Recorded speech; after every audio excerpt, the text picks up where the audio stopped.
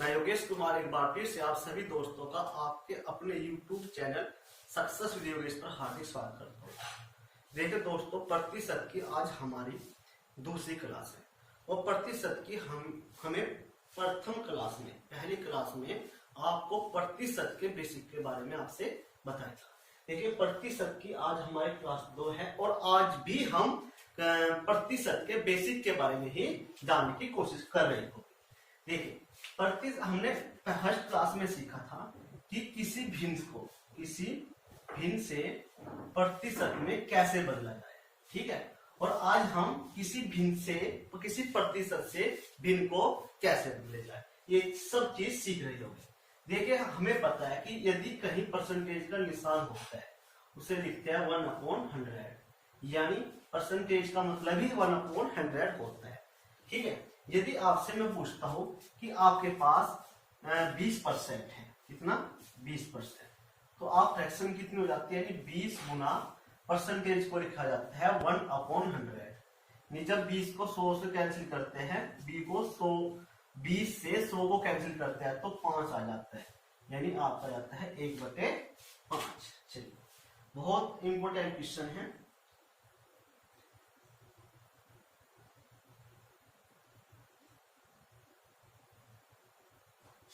उसके बाद देखिए यदि आपके पास 25% है, कितना 25%, तो 25 गुना 1/4 1/100, यानी 25 चौक 100, 1/4 आपका सही आंसर आ जाता है।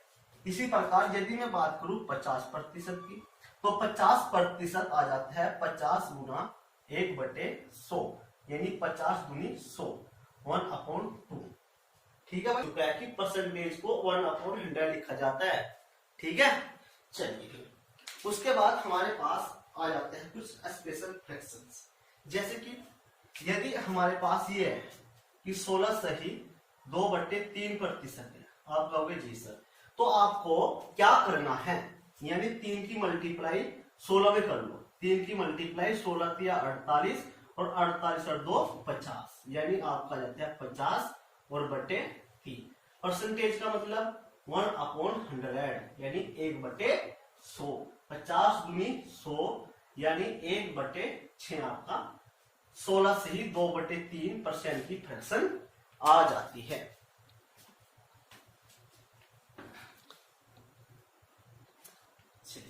जैसे कि आपसे यदि मैं कहता हूं कि 33 सही, देखिए एक एग्जांपल, 33 सही 1/3% की फ्रैक्शन क्या है, आप कहोगे सर देखिए 3 की मल्टीप्लाई 33 में करें, यानी आ जाता है 99, और जब ऐड करते हैं 1 तो आ जाता है 100, यानी 100/3। तो परसेंटेज को क्या लिखा जाता है 1/100, यानी इसका वैल्यू आ जाता है 1/3।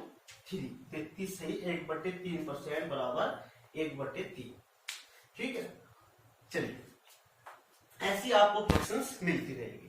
आज मैं आप लोगों को ऐसी फ्रैक्शन बताने जा रहा हूं जो फ्रैक्शन आज के एग्जामों में बहुत ज्यादा पूछी जाती है। आपको परसेंटेज में आपको उनकी वैल्यू दी होगी, आपको क्या करना है उसे फ्रैक्शन में बदलना है। फ्रैक्शन में जैसे आप बदलते हो तो आपका फ्रैक्शन बहुत ही कम समय में हो जाता है।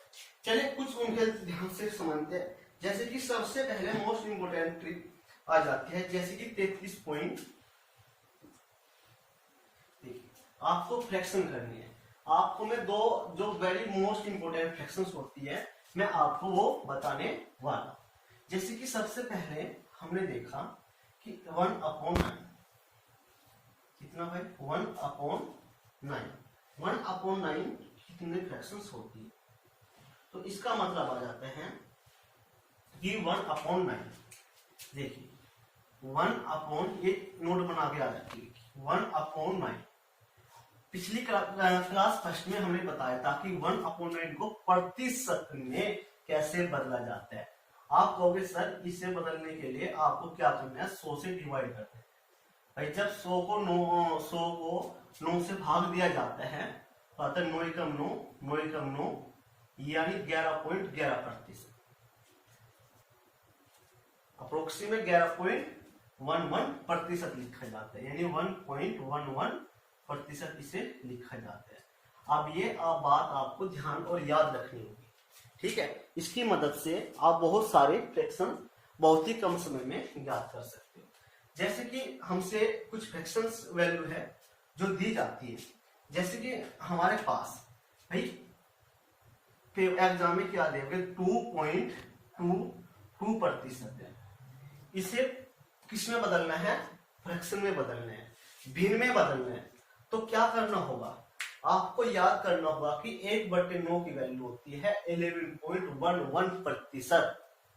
तो आप क्या आइडिया नहीं लगा सकते क्या कि हाँ यदि मैं मल्टीप्लाई 2 से कर लूं, ठीक है, और इधर भी मल्टीप्लाई किससे कर लूं, 2 से कर लूं, तो इधर यदि आपका यहां पर गुणा करने पर 22.22% बन जाता है, तो आप उस संख्या से इधर भी गुणा कर दो, तो आपकी वही फ्रिक्शन, वही आपका आंसर राइट होगा। जैसे कि चलिए मैं चेक करता हूं कि क्या 2 पॉइंट आ रहा है। आप कहोगे सर 2 एकम 2, 2 एकम 2, 2 एकम 2, यानी बिल्कुल 22.22%, यानी 2/9। तो आपका सही आंसर आ जाता है 2 अपॉन कितना, आपका सही बिल्कुल आंसर आता है, यानी जब मल्टीप्लाई करें यानी 2/9।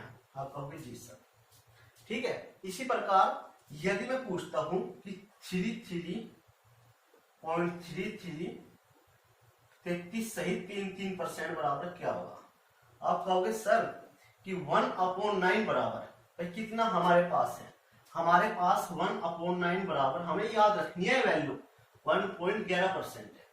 आप कहोगे सर 33.3% बनाना है, तो आप क्या कर लेंगे, इधर भी 3 से मल्टीप्लाई और इधर भी आप 3 से मल्टीप्लाई कर लेंगे, ठीक है। आप देखोगे कि 3 की यदि आपका ये बन जाता है 33.3%, तो उसी नंबर से आप इधर भी गुना करोगे, ठीक है, वही उसकी फ्रैक्शन वैल्यू होगी। यानी जब गुना करते हैं 3 एकम 3, 3 एकम 3, 3 एकम 3%, तो इधर भी जब 3 से मल्टीप्लाई किया, देखिए हमने देखा कि 33 से 3% आ गया, तो 3/9 से इधर भी मल्टीप्लाई कर लेते हैं, यानी इसका आंसर आता है 1/3। जब काटते हैं तो कितना आता है 1/3 आ जाता है।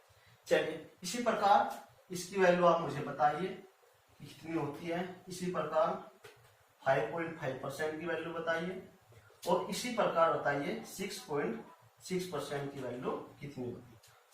चलिए आप कहोगे सर अब तो कुछ भी नहीं है, तो इसमें 4 से मल्टीप्लाई करेंगे, यानी इसकी वैल्यू आती है 4/9, यहाँ पर वैल्यू आ जाती है 5/9, इसी प्रकार इसकी वैल्यू आती है 6/9, ठीक है।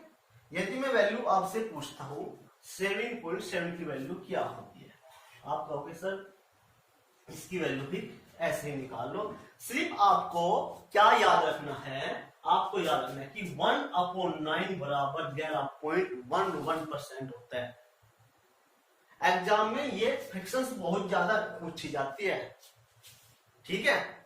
आपको सारी याद करने की जरूरत ना है, सिर्फ आप एक याद कर लो, बार बार प्रैक्टिस कर लो, याद हो जाएगी, ठीक है। चलिए भाई, उसके बाद जैसे कि आपके 7.7%, आप कहोगे जी सर, तो आपको क्या करना है, आपको क्या करना है, आपको करना है 7/7 कितना 7/9, ठीक है। यदि आपसे पूछ ले जाए कि 8.8% बराबर कितना होगा, आप कहोगे सर ये तो बहुत ही आसान हो गया, 8/9 आपका राइट और सही आंसर होगा।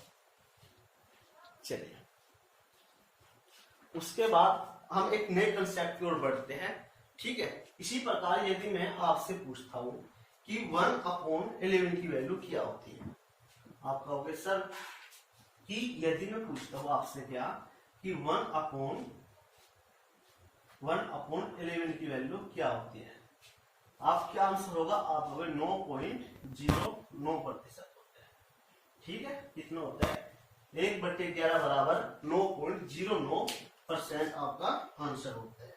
चलिए इसी प्रकार वैल्यू मुझे निकाल के दिखाइए कि भाई 2/11, जैसे कि आपके पास परसेंटेज वैल्यू एग्जाम में दी होगी, आपको उसे भिन्न में बदलना होगा, तभी क्वेश्चन कम समय में आप सोल्व कर सकते हो। चलिए जैसे कि हमारे पास वैल्यू है 18.18%। कितना है? 18.18% आपके पास वैल्यू है। तो यार थोड़ा सा दिमाग लगाओ ना।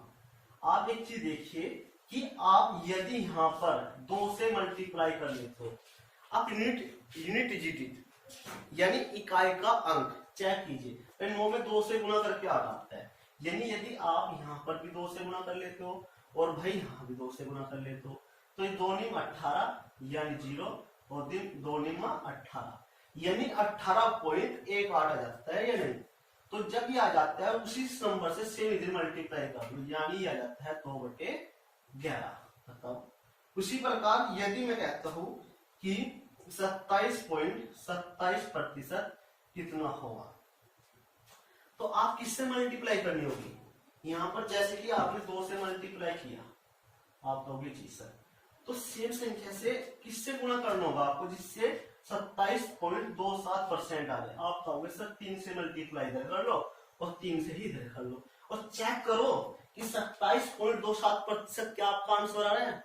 आप कहोगे सर गुणा करके देखते हैं, तो 9 तिया 27, यहाँ 2 9 तिया 27, बिल्कुल सही सर, आपने सही कहा कि 27.27 आ गया, यानी इधर भी 3 से करते हैं, 3/11 आपका राइट आंसर होगा।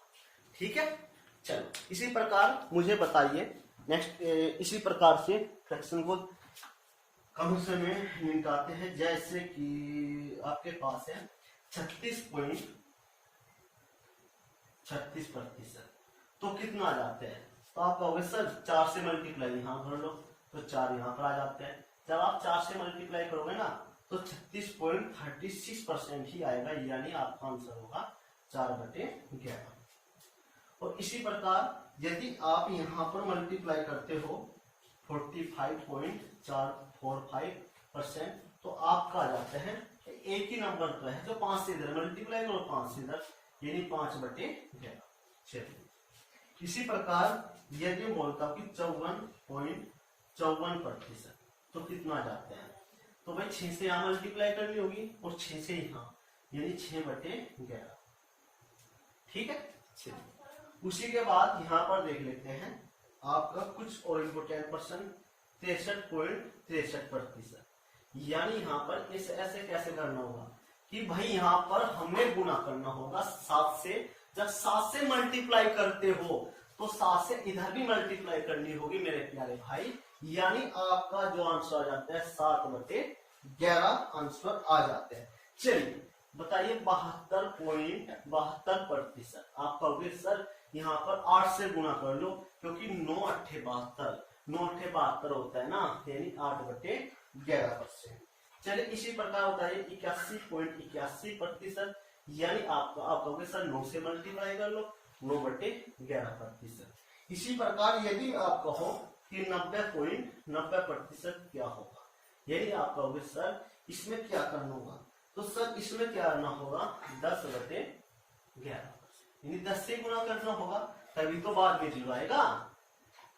चलिए देखिए यदि आप इस क्वेश्चन को बड़े ध्यान से देखते हो और ध्यान से देखने पर आपको पता चलता है ये फ्रैक्शंस आती है, यही सबसे ज्यादा इंपोर्टेंट होती है। ठीक है, चलो यहाँ से एक कंसेप्ट तैयार हो जाता है। जैसे कि मैं आपसे बोलता हूँ कि यहाँ पर सेम नंबर है, जैसे कि 2 2 2 2, 3 3 3 या 4 4 4, 5.55, 6 6 6, 7 7 7, 8 8 8। आप पूरा नंबर है नहीं, एक ही नंबर रिपीट हो रहा है, तो आपको याद रखना है जब नंबर रिपीट हो तो अपोन में 9 ही आएगा। कितना? 9 ही आएगा, 9 आएगा और पॉइंट 2 डिजिट पीछे होनी चाहिए, यह भी आपको ध्यान रखना है। ठीक है, और यदि हम देखते हैं कि एक नंबर पॉइंट से इधर वाला नंबर, जैसे कि ये 18 है, पॉइंट से इधर वाला भी नंबर 18 है, तो क्या आप देख नहीं रहेगा कि अपोन में कितना आएगा, हमेशा 11 ही आएगा। जैसे कि 27 27, 27 27 तो 11, 36 और 36 तो यहाँ भी 11, 45 और 45 यहाँ भी 11। ठीक है, तो समझ में आपकी ये आ रहा है, इसमें आपसे उम्मीद कर सकता हूँ। ठीक है, देखिए दोस्त, अगर आप आपको परसेंटेज का पहला क्लास 1 नहीं देखी है तो प्लीज वहां हमारे YouTube चैनल सक्सेस योगेश पर जाकर आप उसे जरूर देखना, ठीक है। और क्लास 2 भी आपके लिए बहुत ज्यादा इम्पोर्टेंट है, इसको भी आप जरूर जाकर देखना, ठीक है। तो ये क्लास मैंने आपसे एक फ्रैक्शंस है जो पेपर में आज के टाइम में सीधी सीधी पूछी जाती है। भाई याद तो करना ही होता है, लेकिन थोड़ा सा आपको आना भी चाहिए कि कैसी है फ्रैक्शंस होती है, ठीक है। यदि आपको याद नहीं है, देखिए आपका अगर मैं बोलता हूँ ये आपके याद नहीं होती है 1/11 या 1/9, तो आपको एक बार मेथड होता है नंबर सिस्टम चैप्टर में, बहुत ज्यादा इंपॉर्टेंट चैप्टर होता है। वहां से बार को पढ़ा जाता है, बार कैसे लगता है, बार क्या होता है, लेकिन मैं उसे डिटेल में नहीं बताऊंगा, लेकिन इस यहाँ पर थोड़ा सा उसका जिक्र जरूर करूंगा क्योंकि वो भी बहुत काम की चीज होती है। चलिए उसके बाद आप, मुझे लगता है कि सब समझ ही गए होंगे कैसे कैसे आपको ये करना है। जैसे बार सिस्टम देखते हैं क्या होता है। बार का जो सिस्टम होता है वो होता है रिपीटेड।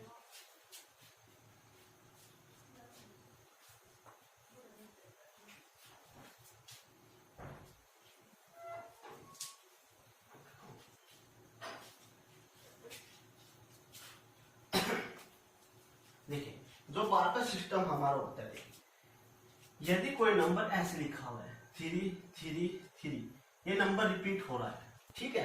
तो हम जो नंबर रिपीट हो रहा है, बार बार आ रहा है, तो उस पर हम क्या लगाएंगे, बार लगा देते हैं, ठीक है। यदि मैं बात करूं 4 4 4 4, तो हम क्या कर लेते हैं 0.4 रिपीट हो रहा है, यानी 4 के ऊपर ही बार लगा देते हैं।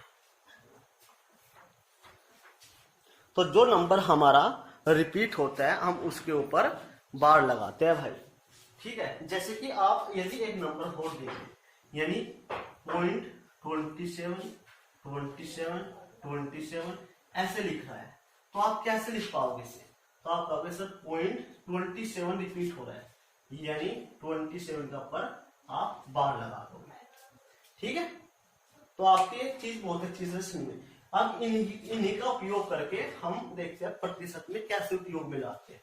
और आपको याद रखना होगा जितनी संख्या होती है भाई, जितनी संख्या हमारे पास है, जितनी संख्या के ऊपर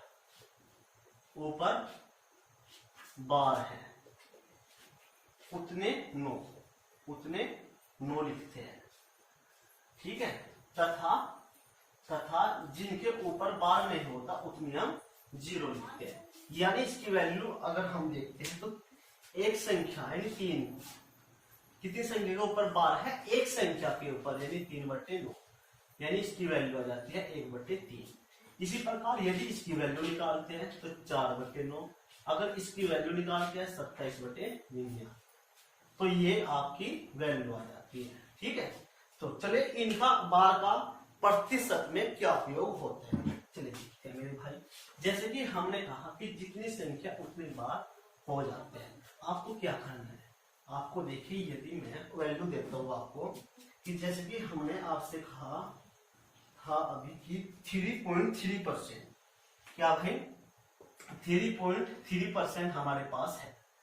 तो बताइए जैसे कि हमारे पास क्या है 33.33%, तो सिर्फ फ्रैक्शन में बदलिए। आप कहोगे सर कैसे बदलेगा, तो क्या करना है, परसेंटेज का मतलब होता है 1/100, ये आपको पता है।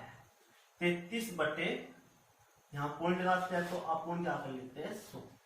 अब पॉइंट 2 0 हमारे पास है, यानी 2 0 अगर है तो 2 अंक पीछे हमारा पॉइंट चला जाएगा, यानी 0.12, यानी पॉइंट आ जाता है 33.33 ऐसे। यानी मुझे अभी बताया जो संख्या रिपीट हो रही है ना उसके ऊपर बार लगा दो, यानी 0.3 बार।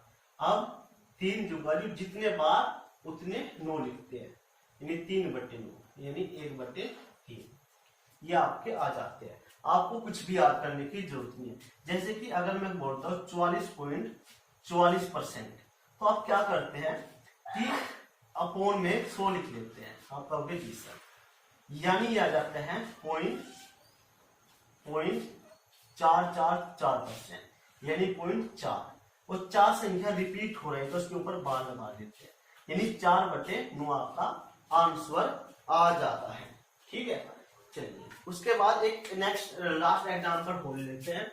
जैसे कि हमारे पास डबल संख्या है, ये संख्या भाई डबल संख्या, जैसे कि 27.27 ऐसी कोई संख्या है, आप कहोगे जी सर, तो क्या करना है आपको क्या करना होगा।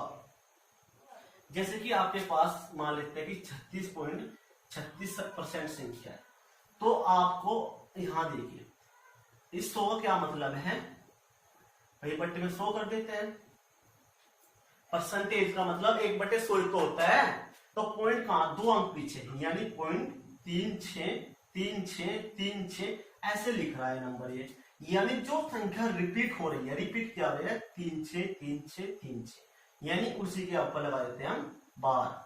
ठीक है, आप इसकी वैल्यू कैसे निकालें, मुझे कहा जितनी संख्या के ऊपर बार उतने 9 लिखते हैं, और जितनी संख्या के ऊपर बार नहीं होते उतने उसके पास 0 लिख देते हैं।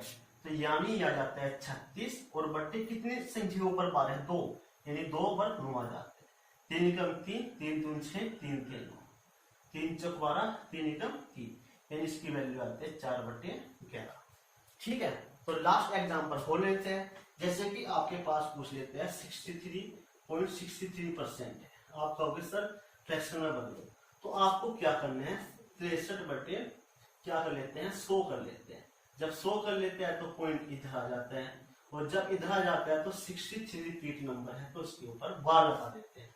तो यहाँ पर 63 जितने अंक है उतने बार लगा देते हैं। 3 दूनी 6, 3 एकम 3, 3 3 9, 3 7 21, 3 एकम 3, यानी 7/11 इसका आंसर आ जाता है।